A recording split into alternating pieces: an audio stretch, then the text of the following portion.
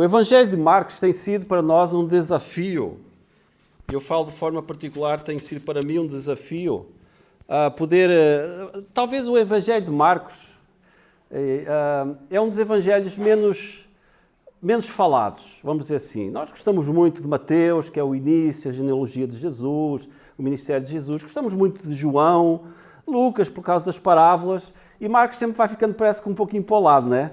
E é bom quando nós podemos meditar sobre este livro e ver algo que, desde o início, se destaca, que é a forma como Jesus vai desenvolvendo o seu ministério ao longo dos anos em que ele teve esta partilha com os discípulos, com outras pessoas que se foram juntando ao grupo, e a forma como Jesus não era um homem de ficar parado.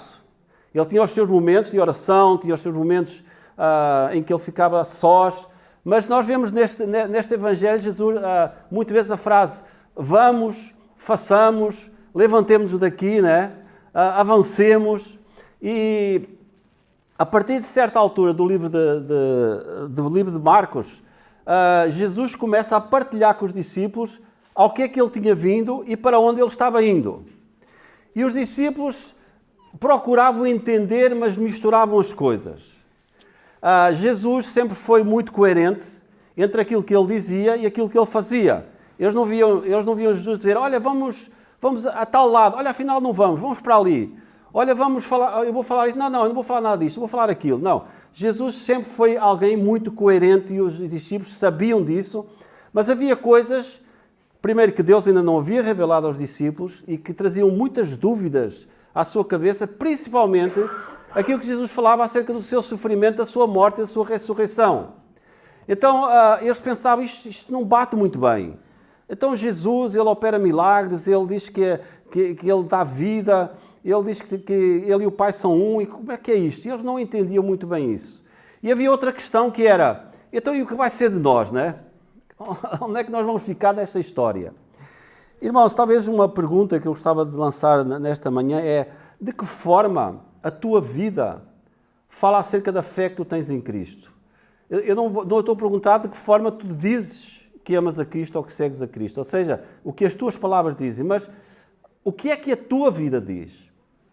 Conforme eu disse, os homens não viam, e principalmente este grupo mais restrito destes discípulos e também as mulheres que acompanhavam o ministério do Senhor Jesus, eles não viam incoerência. Eles diziam: não é isso, olha, Jesus vive isso que ele diz. Ele é o exemplo para nós. E talvez aí venha a nossa primeira dificuldade. Olha, eu sei que a minha vida não fala em todos os momentos dessa fé que eu tenho em Cristo e desse conhecimento que eu tenho de Cristo e daquilo que eu sei que devo fazer e muitas vezes eu não faço. Eu sei que há incoerências. Talvez nós até diríamos: é muito mais fácil falar do que fazer, né? Essa é a nossa grande luta e nós temos vindo a ver isso também ao longo deste livro. E nós vemos aqui, eu dei a esta meditação, deixe-me dizer que este título não é original meu, eu li muitos comentários e vi um que eu achei que era interessante: o Salvador Servo. Ou seja, alguém que tinha toda a autoridade e tem toda a autoridade, mas que durante algum tempo se submeteu àqueles que eram seus servos, ou que deveriam ser seus servos. Vamos então ler este texto que vai do capítulo 10, versículos 32 a 35. Mais uma vez, este versículo começa com a frase: e iam no caminho, subindo para Jerusalém, e Jesus ia adiante deles. E eles maravilhavam-se e seguiam-no atemorizados. E tornando a tomar consigo 12, começou a dizer-lhes as coisas que lhe deviam sobrevir, dizendo: eis que nós subimos a Jerusalém, e o Filho do Homem será entregue aos príncipes dos sacerdotes e aos escribas, e o condenarão à morte e o entregarão aos gentios, e o escarnecerão e açoitarão e cuspirão nele e o matarão, e ao terceiro dia ressuscitará. E aproximando-se dele Tiago e João, filhos de Zebedeu, dizendo: mestre, queremos que nos faças o que pedirmos. E ele lhes disse: que quereis que vos faça? Eles lhe disseram: concede-nos que na tua glória nos assentemos um à tua direita e outro à tua esquerda. Mas Jesus lhes disse: não sabeis o que pedis. Podeis vós viver beber o cálice que eu bebo e ser batizados com o batismo com que sou batizado? Mas o assentar-se à minha direita ou à minha esquerda não me pertence a mim concebê-lo, mas isso é para aqueles a quem está reservado. E os 10, tendo ouvido isto, começaram a dignar-se contra Tiago e João, mas Jesus, chamando-os a si, disse-lhes: sabeis que os que julgam ser príncipes das gentes, delas se assenhoreiam, e os seus grandes usam de autoridade sobre elas, mas entre vós não será assim. Antes, qualquer que entre vós quiser ser grande, será vosso serviçal. E qualquer que dentre vós quiser ser o primeiro, será servo de todos. Porque o Filho do Homem também não veio para ser servido, mas para servir e dar a sua vida em resgate de muitos. Até aqui a palavra do Senhor. Irmãos, nós vemos em primeiro lugar, e eu gostava de ver aqui nos primeiros versículos, que Jesus é alguém que estava focado na missão. Veja que estes versículos começam por dizer: e iam a caminho subindo para Jerusalém, e Jesus ia adiante deles. Jesus já lhes tinha dito o que iria acontecer, como iria acontecer, e nós não vemos qualquer hesitação da parte de Jesus em ir em direção a Jerusalém. Aliás, lá no capítulo 8, versículo 31 e no capítulo 9, versículo 31, nós já vemos Jesus falar sobre isso. Aliás, depois quando acontece a primeira talvez, houve outras, né? Mas quando acontece aquela discussão no capítulo 9, a partir do versículo 30, né, sobre quem vai ser o maior, né, qual de nós vai ser o que está mais destaque, uns diziam talvez vai ser Pedro, os outros não, é João, que ele é mais chegado a Jesus. E havia aquela discussão, né, quem vai ser o maior, e Jesus fala no versículo 31, olha, o Filho do Homem será entregue nas mãos dos homens, matá-lo-ão e morto, e ele ressuscitará ao terceiro dia. Mas eles não entendiam e continuavam a interrogá-lo. Então nós vemos que Jesus ele está focado na missão, ele não hesita perante aquilo que ele sabe que o esperava lá na frente. Ele fala de sofrimento, rejeição, morte e ressurreição. E eles não conseguiram ainda ver, porque para eles era inconcebível que Jesus fosse morrer. Porque eles esperavam Jesus como rei, como alguém, aliás, quando eles pedem: Senhor, do teu reino, dá-nos algumas posições de destaque, afinal nós é que andamos com os senhores. Então eles esperavam um Jesus vitorioso, um Jesus que os livrasse de qualquer tipo de luta, de problema, e eles estavam preocupados como é que vai ser, né? Olha, nós temos que definir aqui quem vai ser o quê, né? Mas Jesus sabia o sofrimento que o aguardava, né? Ele diz no versículo 33, eis que nós subimos a Jerusalém e o Filho do Homem será entregue aos príncipes e sacerdotes e aos escribas e condenarão à morte e o entregarão aos gentios. Jesus não só vem falando nos versículos anteriores sobre a sua morte, a sua ressurreição, o seu sofrimento, mas ele aqui fala sobre o facto que ele iria ser traído, ele iria ser entregue aos príncipes para passar por tudo aquilo sobre o qual ele tinha falado. Ele fala da traição. Ele conta que como seria levado ao tribunal, seria condenado, sofreria e morreria. Irmãos, eu falava esta semana que findou numa igreja sobre esta questão. Será que se Deus hoje te chamasse e dissesse: olha, eu quero que tu vás em determinados lugares, aliás, quando Paulo fala aos Filipenses, né, e diz para os irmãos lá no capítulo 2, a partir do versículo, já não me lembro bem, mas é ali quase a meio do capítulo, né? Capítulo 1, a partir do meio do versículo, quando diz: olha, não se fiquem preocupados por eu estar preso, né? Não desanimem. E depois vamos lá a Coríntios, penso que é em Coríntios, ele diz: olha, ele recebeu de Deus a revelação de que ele iria ser usado pelo Senhor, mas ele ia sofrer. Ele iria sofrer muito. E nós não vemos Paulo hesitando diante disso. Mas a pergunta é: será que se Deus hoje me chamasse e dissesse: Berto, olha, eu quero que tu vás lá num país, muçulmano, eu tenho povo meu lá, agora é assim, vai ser muito complicado para ti, olha, tu vais sofrer muito, tu vais ser perseguido, tu vais correr risco de morte, tu vais ser jogado na prisão, mas tens que ir lá. O que é que eu faria, né? O que é que você faria?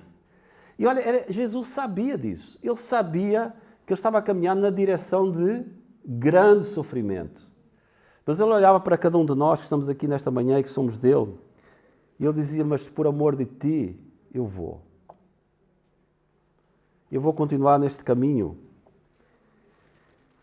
Irmãos, essa é uma das grandes manifestações do amor de Deus por cada um de nós. Nós não estaríamos aqui se não fosse o Senhor Jesus. Nós não estaríamos aqui se em algum momento o Senhor Jesus dissesse: Pai, eu não quero. Olha, este povo não merece. Afinal, até no grupo que eu escolhi, e Jesus sabia disso, tem um que me vai trair por 30 moedas. Que me vai vender. Jesus sabia aquilo que o aguardava. Ele continuava dizendo no versículo 34, e o escarnecerão, e o açoitarão, e cuspirão nele, e o matarão, e ao terceiro dia ressuscitará. Jesus sabia que estava a chegar o tempo da separação. Jesus sabia que ele sofreria e morreria. Ele seria separado dos seus discípulos por algum tempo, dos seus amigos e do Pai. Ele clamaria: Deus meu, por que me desamparastes?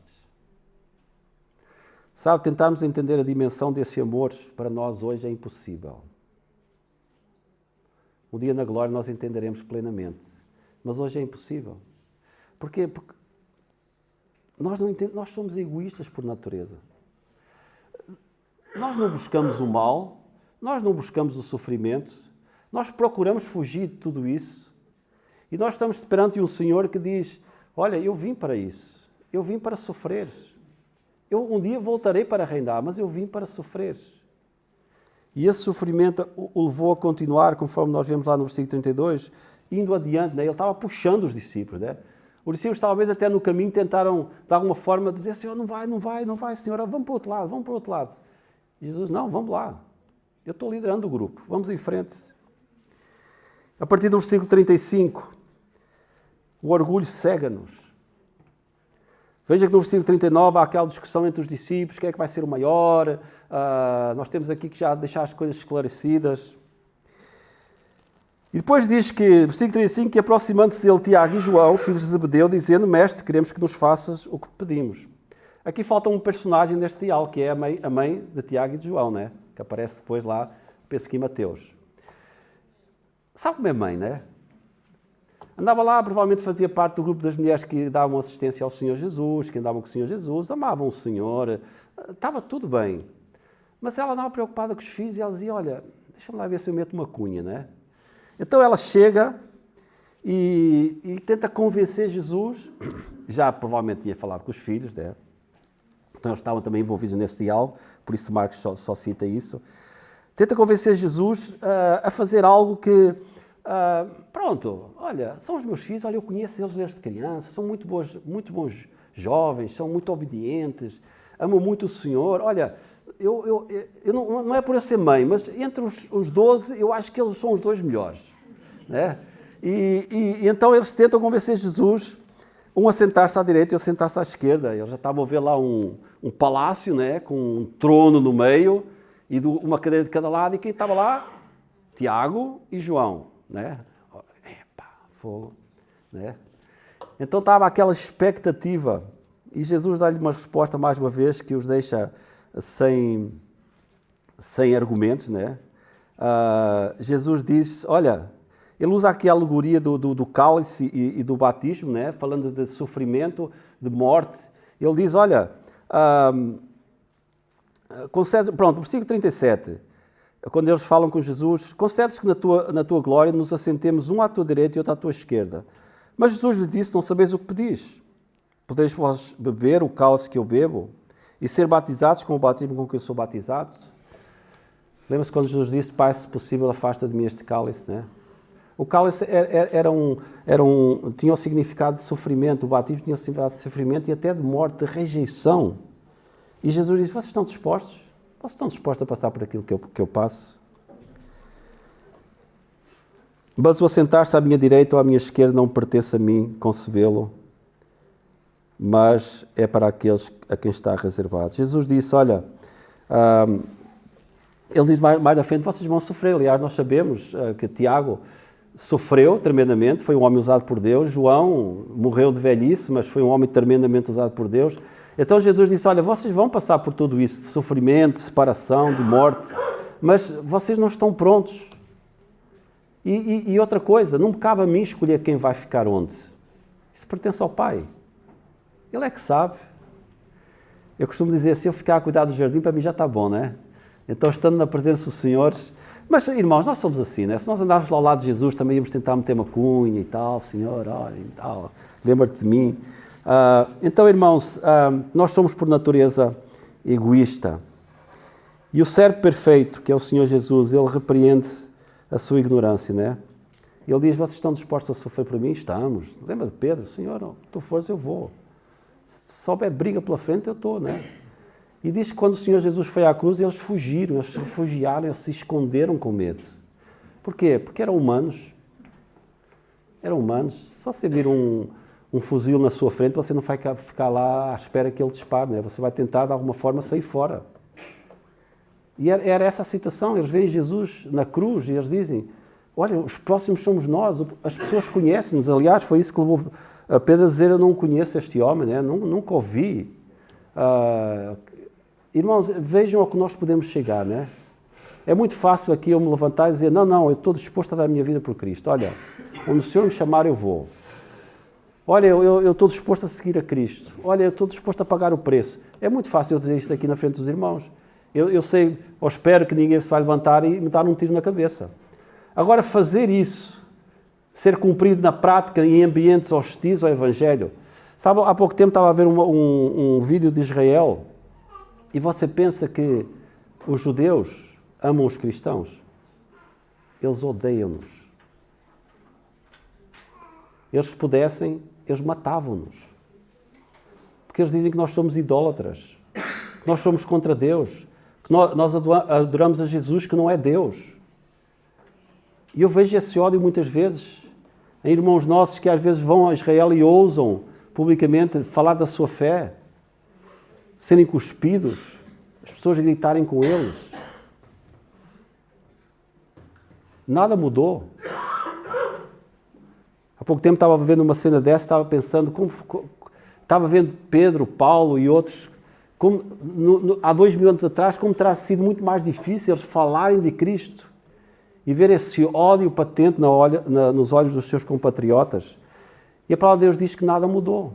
Se você assume que você realmente é um filho de Deus, que você ama o Senhor, se você fala dele, se você mostra isso no seu local de trabalho, você vai ter muito poucos amigos.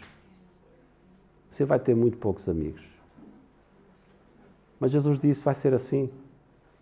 Veja que ao mesmo tempo que o povo recebe Jesus com folhas de palmeiras e com cânticos de vitória, logo assim eles estavam a dizer crucifico, crucifico. Veja como nós mudamos tão rapidamente.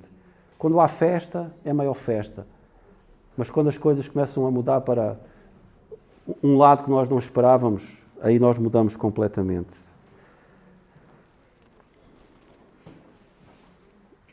Versículo 40, mas o sentar-se à minha direita e à minha esquerda não me pertence a mim concebê-lo, mas isso está para aqueles a quem está reservado. E o versículo 41 diz, e os 10, tendo ouvido isto, começaram a indignar-se com Tiago e João. Veja como é que nós somos, né? Lá atrás eles estavam naquela patotinha todos juntos. Aí de repente, estes dois, como é que eles...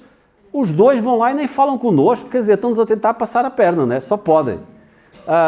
Porque se Jesus tomar uma decisão, está tomada. Jesus, quando ele faz as coisas, é assim. Ele diz que é e é. E eles ficaram chateados com eles por não estarem lá no grupinho. E Jesus, chamando-os a si, disse-lhes, sabeis que os que julgam ser príncipes das gentes delas se assenhoreiam e os seus grandes usam de autoridade sobre elas? Irmãos, o culto à personalidade é algo que nos seduz. Como nós gostamos de ser reconhecidos, né? Olha, né? Lembras o irmão tal? Como nós gostamos às vezes de reconhecer os outros para chamar um pouco a atenção sobre nós, né? Olha o fulano de tal, o pregador tal, o cantor tal. Irmãos, o orgulho não é apenas errado, ele é pecaminoso. Ele também influencia as pessoas de maneira errada. E vemos aqui que os outros discípulos ficaram decepcionados com o pedido de Tiago e João. Irmãos, o orgulho faz com que as pessoas sejam controladoras e busquem o culto da personalidade, né? Controlar. E ser quase que adorado, né? E esse, irmãos, hoje é talvez um dos focos de grande parte da comunidade evangélica pelo mundo. O culto da personalidade. E as pessoas gostam. Talvez com o sonho de um dia chegarem a ser como, né? aquele cantor, como aquele pregador. Isso tem sido explorado. Irmãos, o Senhor Jesus é o nosso exemplo maior. Ele podia ser alvo de toda a adoração, de todo o louvor, durante o tempo que ele esteve nesse mundo. Mas ele disse, não é o meu tempo, eu não vim para isso. Um dia eu virei, porque eu sou o Senhor, mas eu vim para vos servir. Eu vim para vos servir. Irmãos, ele é o nosso exemplo, conforme eu disse. O versículo 43 diz, mas entre vós não será assim, antes qualquer que entre vós quiser ser grande será o vosso serviçal. Se você deseja ser grande, é importante então que você seja um servo. Quem quer ser o maior deve ser o mais humilde. Nenhum trabalho deve ser pequeno demais. Sabe, só o privilégio que nós temos de o Senhor nos chamar para servi-lo, já vale tudo. Não importa em que ministério, não importa a forma como o Senhor nos usa. Deus tem dado dons e talentos. Deus dá dons diversos. Ele quer nos usar. E a palavra não diz que Deus chama todos para fazer a mesma coisa. Mas Deus chama, Deus distribui conforme Ele quer. E cabe a nós, a quem o Senhor dá as responsabilidades de ministério, cumprir com fidelidade aquilo que o Senhor nos chama a fazer. Não buscando lugar de destaque na igreja, não achando que, olha, se um dia eu faltar aqui, o que é que vai ser desta igreja? Não. Se o Senhor me chamar hoje, amanhã Ele levanta o outro. Há o tempo do Senhor na minha vida, na sua vida, e quando o Senhor disser, ok, chegou o fim, vem para casa, que já ficaste muito tempo aí, né? Ele levanta. Essa tem sido a história da igreja. Irmãos, os homens e as mulheres que Deus mais tem usado ao longo dos séculos são pessoas, às vezes, por quem ninguém dava nada e que não buscavam lugares de posição. Mas Deus tem prazer em chamar essas pessoas e dizer, vem, eu quero te usar, né? E Deus nos usa. Então o Senhor Jesus dizia, se você quer servir, você quer estar envolvido, então tenha essa disposição em seu coração de servir o Senhor com todo o seu coração. E finalmente, irmãos, o versículo 44 diz, e qualquer que dentre vós quiser ser o primeiro será servo de todos, porque o Filho do Homem, o Senhor Jesus, também não veio para ser servido, mas para servir e dar a sua vida em resgate de muitos. Cristo veio dar a sua vida em resgate pela humanidade. Mais uma vez, eu quero confessar, irmãos, eu não entendo isso. Eu não entendo isso. Por quê? Quando nós olhamos a imensidão da obra de Deus, nós somos pequenos grãos de areia no meio de toda a criação de Deus. E Deus olha para mim, Deus se relaciona comigo, Deus diz, eu te amo, eu quero que tu vivas comigo para todo sempre. Esse Deus, diz a palavra, Ele se fez homem, porque Ele nos amou e Ele nos ama. E Jesus, somente Ele é digno de ser adorado e exaltado. Jesus, somente Ele. A partir do momento em que eu subo a este púlpito e tento colocar-me em destaque, eu estou pecando, porque é Jesus, não sou eu, é Jesus. Só Ele é o Senhor de todos e sobre todos. Nós somos servos. Homens e mulheres a quem é dado o privilégio de servir o Senhor dos Senhores, o Rei dos Reis, o grande e eterno Deus. Servos cuja missão é servir o Senhor, servindo-nos uns aos outros. Sereis meus amigos se fizeres o que eu vos mando. Quando nós servimos a igreja, nós estamos cumprindo a missão que o Senhor nos confiou. E mais uma vez, se você está aqui e você não conhece esse Senhor, já ouviu falar? Acha que é bonito, é interessante, mas você nunca reconheceu que você está perdido por causa do seu pecado. Não é religião. Sabe, um dos grandes dramas ao longo dos tempos tem sido que as pessoas baseiam a sua salvação na religião. Olha, eu sou fiel à minha religião. Eu cumpro com aquilo que a minha religião diz. Eu até tenho uma Bíblia em casa, até a leio de vez em quando. Religião não salva. Cristo salva. E quando a palavra de Deus diz que nós estamos mortos em delitos e pecados, isso é algo dramático, não é algo que somente influencia a nossa vida aqui, mas nos vai afastar eternamente de Deus. Se você acha que aqui as coisas estão más, você, se não tem a Cristo aqui, está vivendo no céu. Porque o inferno é um local onde haverá dores e ranger de dentes. Não por 10, não por 100 anos, mas por toda a eternidade. A solução? Cristo. Senhor, eu te confesso como meu Senhor. Eu creio que tu cumpriste a missão. Eu creio que tu ressuscitaste. Eu me entrego a ti. Esqueça o que foi. Olhe para Cristo. E a promessa vem da parte dele. Eu vou-te salvar. Mas tem que haver esse momento. Irmãos, que o Senhor nos ajude como igreja a buscarmos o serviço ao Senhor, nos servindo uns aos outros como comunidade.